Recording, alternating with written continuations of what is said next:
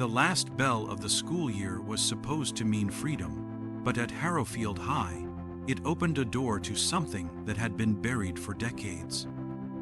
Harrowfield High sat on the edge of town, a squat brick building with windows like unblinking eyes, staring out at the overgrown fields that surrounded it. The last day of school was always a riot of noise, students shouting, lockers slamming, teachers half-heartedly calling for order. But today, June 3, 2025, the air was thick, oppressive, like a storm was brewing inside the walls. Ellie Carver, a senior with a reputation for skipping class and a habit of sketching the school's decay in her notebook, noticed it first. The usual chaos was muted, as if someone had turned down the volume on the world. It was 1:30 p.m., an hour before the final bell. Ellie was in the art room finishing a charcoal sketch of the courtyard's gnarled oak tree, its branches twisting like skeletal fingers. She'd always found the tree unsettling, its roots cracking the pavement as if reaching for something below. As she smudged the lines to darken the bark, a low hum vibrated through the floor, faint but persistent, like a heartbeat. She paused, pencil hovering, and glanced at the other students. No one else seemed to notice. "Ellie, you staying for the assembly?" asked Tara, her friend with a knack for knowing everyone's secrets. Tara was packing her paints, her bright purple hair catching the light. "Nah," Ellie said, closing her notebook. "I'm out as soon as that bell rings." She didn't mention the hum or the way the air felt like it was pressing against her chest. Tara shrugged and left, leaving Ellie alone with the faint buzz that seemed to grow louder, sharper, like static from a broken radio. She grabbed her bag and headed for the hallway, hoping fresh air would clear her head. The corridors were strangely empty, the usual end-of-year clutter. Scattered papers, forgotten jackets absent. The fluorescent lights flickered, casting jagged shadows that seemed to writhe on the walls. Ellie's sneakers squeaked on the linoleum, the sound echoing too loudly. She passed the trophy case, its glass smudged and cracked, and stopped. The reflection showed her face, but behind it, something moved, a flicker of a shape, tall and angular, gone when she blinked. Her phone buzzed in her pocket, and she fumbled to check it. A text from Tara, "Where are you? Something's off."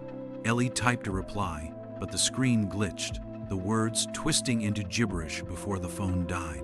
She cursed, shaking it, but the battery was dead despite being fully charged an hour ago. The hum was louder now, coming from the direction of the old science wing, a section of the school that had been closed since a fire in the 80s. Ellie wasn't one to scare easily, but her skin prickled as she followed the sound, drawn by a mix of curiosity and dread. The science wing's double doors were chained shut, but the padlock hung loose, its metal rusted and warm to the touch.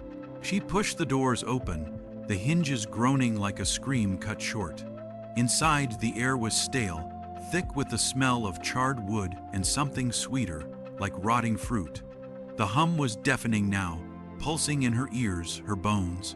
At the end of the hall, a classroom door stood ajar, light spilling out in a sickly green glow. Ellie's heart thudded as she approached, her hand trembling as she pushed the door open. The room was wrong. The walls were covered in blackboard paint, scrawled with equations and symbols that spiraled inward, converging on a single point in the center of the floor. A trapdoor, its edges carved with the same spiral pattern, pulsed with that green light like a heartbeat. The hum was coming from below. "Ellie," a voice called, sharp and scared. Tara stood in the doorway, her purple hair damp with sweat. Behind her was Nate, a quiet junior who spent most of his time in the library, clutching a tattered book. "You hear that noise?" Tara asked, her voice shaking. "It's everywhere." Nate held up the book, its cover embossed with Harrowfield High, 1983. "I found this in the archives," he said, his voice barely above a whisper. "It mentions a project, something the science club did before the fire. They were trying to open a door. It went wrong." Before Ellie could ask more, the trapdoor rattled, the green light flaring. The hum became a voice, not words but a cadence, low and guttural, chanting their names. Ellie, Tara, Nate over and over. The floor shook, and the trapdoor creaked open, revealing a staircase descending into darkness. A cold wind rushed up, carrying the stench of damp earth and blood. Tara grabbed Ellie's arm. "We need to go, now." But the classroom door slammed shut behind them, the lock clicking with a sound like breaking bones. The chanting grew louder, and from the staircase a shadow moved. Something tall, its limbs too long, its head featureless except for a slit that pulsed with the same green light. It didn't walk. It glided, its edges blurring into the darkness. Ellie's sketchbook slipped from her bag, falling open to her drawing of the oak tree. The branches in the sketch were moving, twisting, forming the same spiral carved into the trapdoor. The thing in the room tilted its head, as if seeing her drawing, and the chanting stopped. Silence, heavy and suffocating, filled the space. Then the thing spoke, its voice a rasp that clawed at Ellie's mind. "You've seen the door, now you open it." The trapdoor slammed fully open, and the room shook, cracks splitting the blackboard walls. Ellie, Tara, and Nate backed against the locked door as the thing glided closer. It slit, mouth stretching wider, revealing nothing but darkness inside. The floor tilted beneath them, as if the room itself was forcing them toward the trapdoor. Ellie grabbed Tara's wrist, pulling her back, but the thing's presence was a weight, pressing them closer to the gaping staircase. Nate clutched his book, his knuckles white, muttering, "It's not real, it's not real." But his voice cracked as the entity slit, mouth pulsed, its green light casting their shadows in twisted, elongated shapes. "We can't stay here," Ellie shouted, her voice swallowed by the hum that had returned, louder now, vibrating through the walls. She scanned the room, her eyes landing on a rusted fire axe mounted on the wall, its glass case shattered. She lunged for it, ripping it free, and swung at the classroom door. The blade bit into the wood, but the door didn't budge. It pulsed like living flesh, the splinters curling inward like veins. The thing glided closer, its limbs twitching, each step a wet scrape against the floor.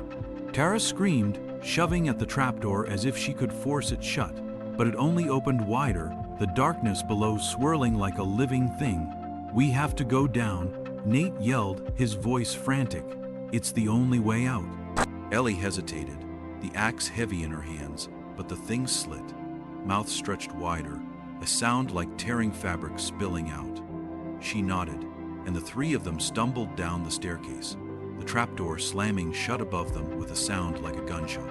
The darkness swallowed them, the green glow from the trapdoor fading, leaving only the faint light from the spiral carvings on the walls, pulsing like veins.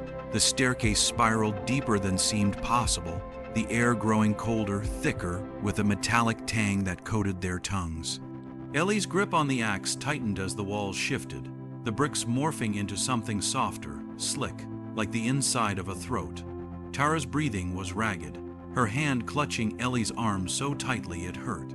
Nate flipped through his book, his fingers trembling as he read by the dim glow of the carvings. "It says the science club found something under the school." He whispered. "They thought it was a power source. They used the oak tree as a marker. The spirals were their map." "A map to what?" Tara snapped, her voice echoing unnaturally. The staircase ended abruptly, opening into a hallway that looked like Harrowfield High, but wrong. Classroom doors hung at odd angles. Windows showed only swirling blackness, and the floor was covered in a thin layer of ash that crunched under their feet. The hum was everywhere, woven into the walls, the air, their skulls. Ellie stopped, her eyes catching a flicker of movement in a classroom window. Her own reflection stared back, but her face was wrong. Her eyes were black pits, her mouth stretched into a grin that wasn't hers. She stumbled back, bumping into Tara, who gasped. "Did you see that?" Tara whispered, pointing to a bulletin board on the wall. It was covered in Polaroids, each showing a student from decades ago, their faces frozen in mid-scream. The dates on the photos all read June 3, 1983. Nate's voice shook as he read from the book. They opened a door to something they couldn't control. The final bell was the signal. It woke it up. Every year, it waits for the last ones left. He looked up, his face pale. We're the last ones here. The hum became a growl, and the hallway twisted, the walls bending inward. Footsteps echoed. Too many, too fast. Ellie spun, axe raised, as shapes emerged from the shadows. Not one entity, but dozens. Tall, featureless figures with glowing slit mouths, their limbs jerking like broken marionettes. They didn't move in unison. Some crawled along the walls. Others glided across the ceiling, their bodies bending at impossible angles. "Run!" Ellie shouted, shoving Tara and Nate forward. They sprinted down the warped hallway, passing classrooms frozen in time, desks overturned, chalkboards scrawled with spirals, and ghostly echoes of students chanting in that guttural language. One room had a projector flickering, showing grainy footage of the 1983 Science Club standing around the oak tree, carving spirals into its bark, their faces blank, eyes glowing green. The entities were gaining, their rasping voices overlapping. "Open the door. Open it." Ellie's axe felt useless, but she swung it at a locker that rattled violently, spilling papers and a rusted key etched with a spiral. She grabbed it, hoping it meant something, as the hallway did, ended at a massive oak door, its surface carved with the same tree from her sketch. The key fit its lock, but before she could turn it, Tara screamed. One of the entities had grabbed her, its long fingers sinking into her arm, the skin around its grip turning gray like ash. Ellie swung the axe, severing the limb, but it dissolved into smoke, reforming instantly.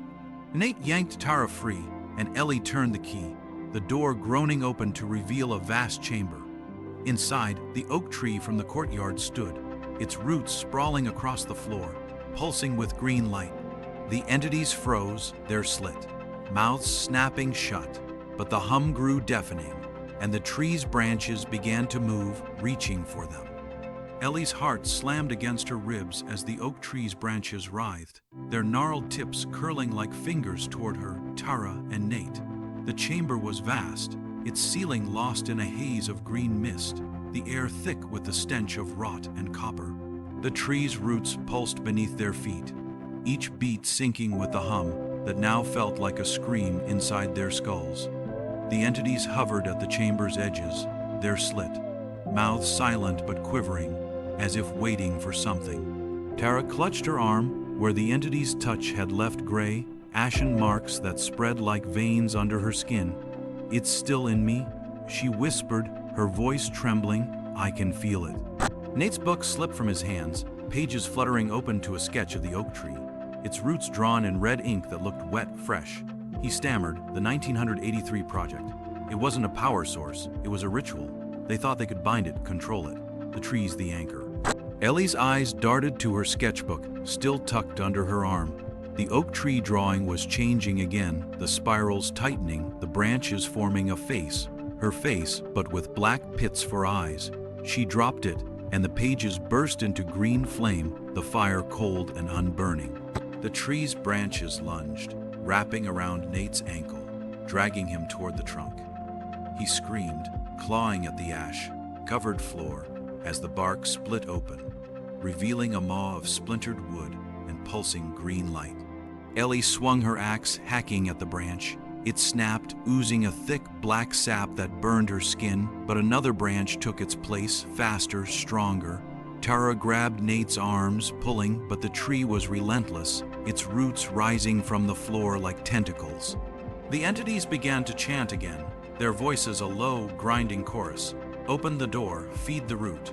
Nate's book lay open nearby, its pages flipping on their own.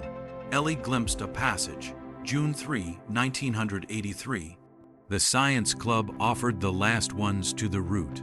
Blood for power, souls for silence. Break the spiral with the marked one's will. She remembered the key in her pocket, its spiral etching warm against her thigh. "Tara, hold them off," she yelled, diving for the book. Tara grabbed a broken chair, swinging it at the roots, her ashen arm trembling but fierce. Ellie scanned the page, her mind racing. The ritual had trapped the 1983 students, their souls feeding the entity through the tree, awakened each year by the final bell. The marked one wasn't clear, but her drawings, always of the tree, always with spirals, felt like a clue. She pulled the key out, its metal glowing faintly, and ran to the tree's base, where a gnarled knot pulsed with the same spiral pattern. The entities surged forward, their slit, mouths stretching wide, revealing rows of needle-like teeth. Tara screamed as one grabbed her, its touch spreading the ashen marks up her neck. Nate was halves, wallowed by the tree's maw, his eyes wide with terror. Ellie jammed the key into the knot, twisting it with a sickening crunch. The tree shuddered, its branches thrashing, and the chamber shook, cracks splitting the walls. The entities wailed, their bodies dissolving into green mist, but the tree's roots tightened around Nate, pulling him deeper. "Tara, help me," Ellie shouted, hacking at the roots with her axe. Tara stumbled forward, her skin now half gray, and threw her weight against the knot, pushing the key deeper. The tree screeched, a sound like tearing metal, and the green light flared, blinding. Ellie's vision blurred, and for a moment she saw 1983 students chanting around the oak, carving spirals, their blood dripping into the roots, their faces twisting into the entity's slit mouths. The vision broke, and the tree's maw snapped shut, releasing Nate. He collapsed, gasping, his legs bloodied but free. The roots retreated, the green light dimming, but Tara fell to her knees, her eyes glowing faintly green. "It's still here," she whispered, her voice not entirely her own. "It needs one."